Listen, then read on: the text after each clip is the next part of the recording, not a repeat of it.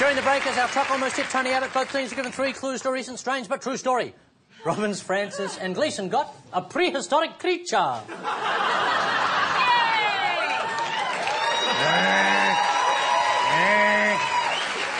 You have no shame, you have no shame. I have no shame. I love your work, Lady Gaga.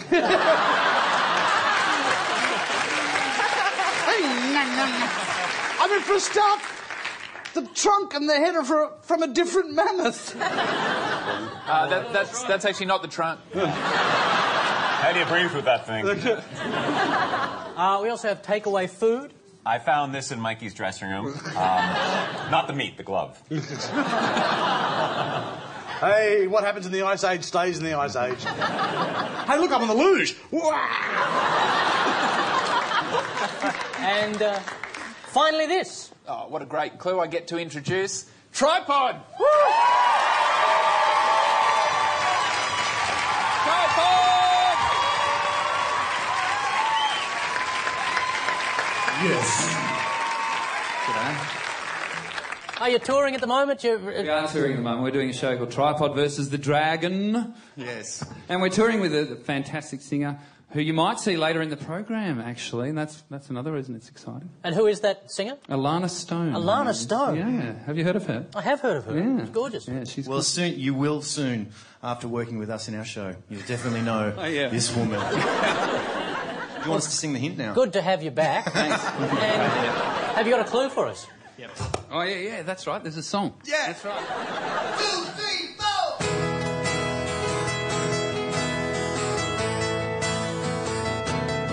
4. In the day we sweated out on the streets of a runaway American dream. By night we rode through mansions of glory, suicide machine.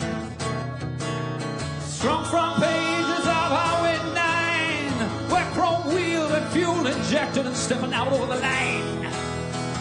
Whoa, baby, this town rips the bones from your back. It's a death trap. It's a suicide rap. You better get out while we're young. 'Cause tramps like us, baby, we were born to run.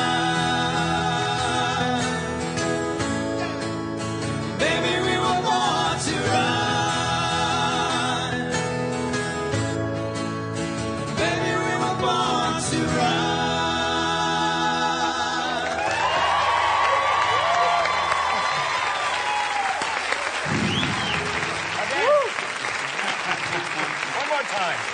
Gorgeous.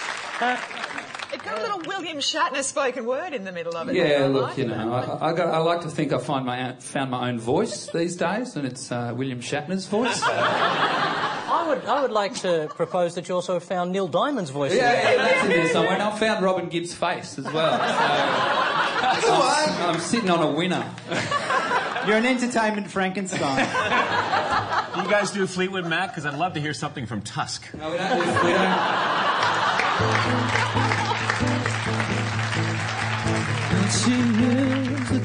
We don't do Fleetwood Mac songs, but we are sleeping with each other, so it's sort of relevant. On the road, only on the road. That's how we get all our songs. Yeah, thank you very much, ladies and gentlemen. That's Tripod.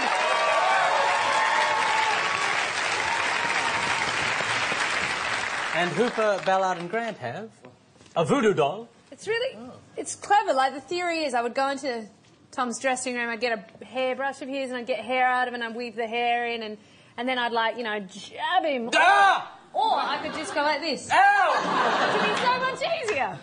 Oh, sorry, was that a bit hard? Yeah. Oh. There's no point to it at all, but, you know. But it was your nipples, so it was a bit sensitive, wasn't it? Sorry. We also have a feather boa. Oh, look at you!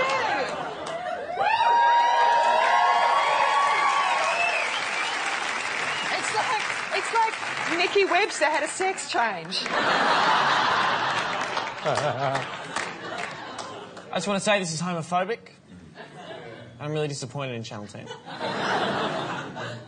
That feels good, doesn't it? Feels great. Well, yeah, it reminds me of Scouts. Which Scouts did you go to? That hat makes you look ridiculous. And this. Yes, I'm not singing either. I've brought along the lovely who is touring with Tripod, Alana Stone!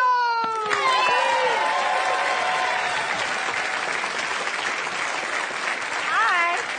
Alana Stone. Hi, how are you guys? We're very well. That's We're very good. well. You've just got this new Just a flimsy little thing there. CD out. I love it. Songs penned by yourself? I penned them, yes. I was the penny. What's it like touring with Tripod? Well, are they nice to you? They're very nice. They're, sort of eerily nice. Like they're trying to get the best out of me for some reason. Yeah, you're going to wake up one morning in a bathtub missing your kidneys. With no kidneys. That accordion makes you look ridiculous. It's protecting my kidneys, man. Alana, have you got a clue for us? I do. I hope I do. Let's see how it goes.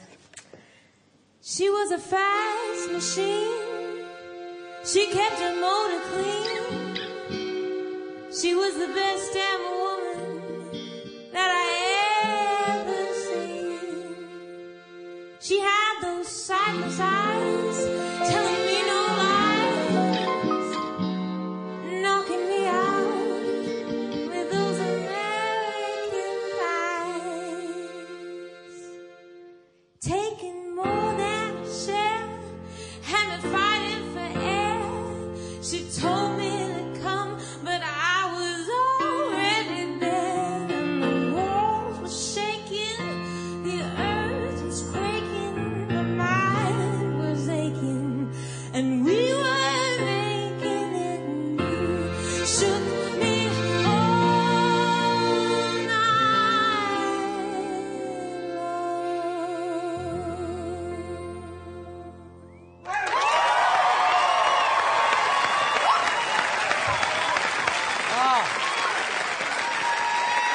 Oh, man. Get rid of those three fellas. You don't need those fellas. I used to not know what that song was about, but now I do. I don't know about you guys, but I got a tripod.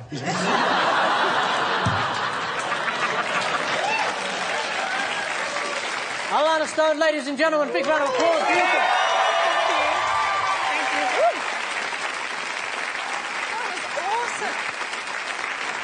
If you're a fan of Australian politics, and how could you not be, you'll know February is a special time. This week we celebrate the birthdays of former Prime Ministers George Reid and Billy McMahon, and the resignations of Robert Menzies and Bob Hawke. We're lucky enough to have one of the foremost experts on public life with us tonight, so it's time for Political Mastermind. Mikey Robbins, you have the call.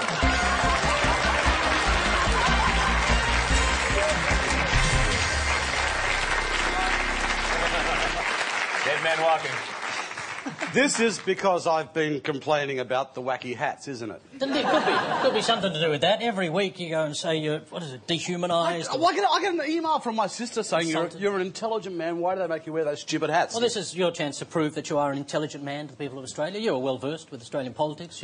It's one of your... hobbies. Hobbies? Areas of interest? Yeah, study? lonely fat child, yes. Okay. It's keep me... So how long have you been investigating Australian politics or looking into it? I first got sort of politicised during the Whitlam era. I was an 8-year-old. Right. Actually, I was 10. Were you on the steps? Do you know one of the funny things about on the steps at Parliament House? I'd like to hear this. I'd really like you to stop pointing at me. Well, apparently, Norman Gunston was on the steps as well. Yeah, just standing just behind Gough. And Bob Hawke told him to bugger off. Mikey? Yes, mate? Is this another shit showbiz story? You're in the perfect position for a shit showbiz story down there. You're even in Parkinson formation. Shall we begin? Yeah, why not? Test your knowledge on Australian politics. Yeah, OK, Paulie boy. What was the Melbourne Agreement? Luckily, I'll give you a series of multiple choice. Great. What was the Melbourne Agreement? Right. A series of drastic economic measures instigated in Australia by an envoy from the Bank of England during the Great Depression. Yeah. A scandal that surfaced in 1948, alleging a meeting at which members of both Labor and Liberal agreed to influence Reserve Bank policy to benefit wealthy benefactors of both parties. Or a secret plan hatched in 1907 by the East Coast Premiers to sabotage the choice of Canberra as Australia's national capital. I'm just thinking there was a conference called, it's known as the Premiers' Conference. It was also held in Melbourne, It was from an envoy by the bank during the Depression was the reason why there was the latest schism between Jack Lang and the Labor government, so I'm going to go with the first one. Let's just see if Mikey has the right answer.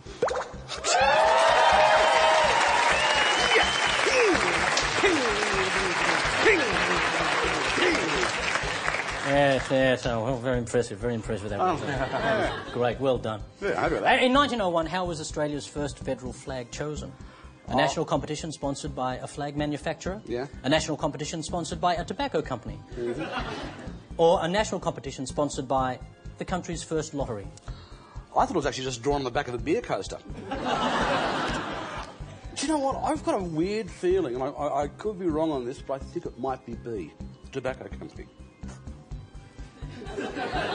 Because there's just something wrong about that. There's something so wonderfully wrong, I'm just going to go with that. OK, ladies and gentlemen, let's have a look and see if Mikey is right.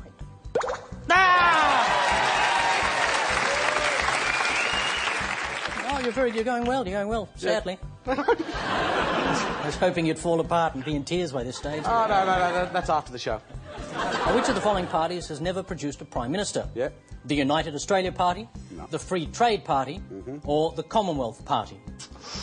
Jesus. Now, the UAP... Could you not blaspheme as well? No pointing and no blaspheming. OK. Shit. I'm going to go with the Commonwealth Party, actually. I'm going to go with the Commonwealth Party. Commonwealth Party? Yeah, let's have a look. Oh, wow! It's incredible, ladies and gentlemen. The heat is on. If only my modern history teacher, Mr. Withers, was still alive. I ran him over. Which party? Yes. Did Prime Minister George Reid represent? Ah, Jesus. The Nationalist Party? No. The Protectionist Party? Ooh. Or the Free Trade Party? Free trade, let's Free party. trade. I'm gonna go with the Protectionist Party on this one, Paul. Lock in B, Eddie. Yes, and isn't it funny how a little bit of smugness can bring you undone? Let's see if he's right. I'll just scrub out that 5 that I've wrote there. Australia's second federal election was the first to include women voters. Yeah. When was this election held? South Australia was the first colony to give women the vote virtually in the whole Western world. So we've had a long tradition of women voting. I'm going to... Are you going to give me some options to think about? Yes, but you seem to be sailing into the void yourself. I didn't want to hold you back just in case you managed to nail it just by yourself. Okay. I mean, have a crack. Well, I'm thinking the year was 1903. Uncanny. Extraordinary. Extraordinary. Elections tend to be held near the end of the year, so... Do you want the month? Was it? Yeah, right. Oh, you arsehole. December 16th, 1903. November 2nd. 1903. Or October the 11th. 1903. Gee, it's a pity I can't give you points just for the 1903. That was spot on.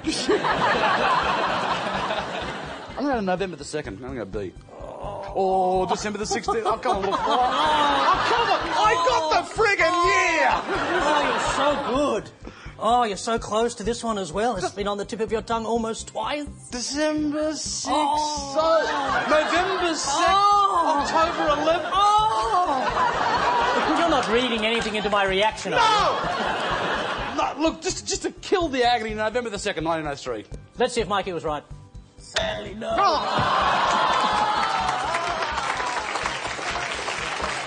There. You ever touch me again, I'll kill you. Here's the last one. Right. You've done extraordinarily well. Okay. Mikey, sorry, can I just say, any credibility you've got by getting these answers right is kind of undermined by the fact that your shoelaces are undone.